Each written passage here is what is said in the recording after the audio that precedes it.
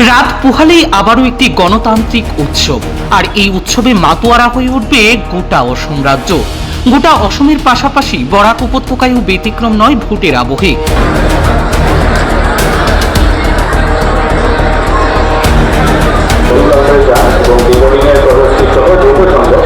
ভোটের ঠিক আগেই সকাল থেকে ভোটকর্মীরা ইভিএম ও ভিভিপ্যাট নিয়ে নিজ নিজ ভোট কেন্দ্রের উদ্দেশ্যে রওনা হতে দেখা যায়। ঠিক একই দৃশ্য দেখা যায় আজ শিলচর রামনগর আইএসটিটিতে। বৃহস্পতিবার শিলচর রামনগর আইএসটিটি থেকে কড়া নিরাপত্তার মধ্যে দিয়ে ভোটকর্মীরা কাছাড় জেলার ভোট কেন্দ্রে এবং শিলচরের শহরের ভোট কেন্দ্রের উদ্দেশ্যে রওনা দেন। শুক্রবার সমগ্র আসামের সঙ্গে কাছাড় জেলা ও শিলচর শহরে বিধানসভা নির্বাচন অনুষ্ঠিত হবে।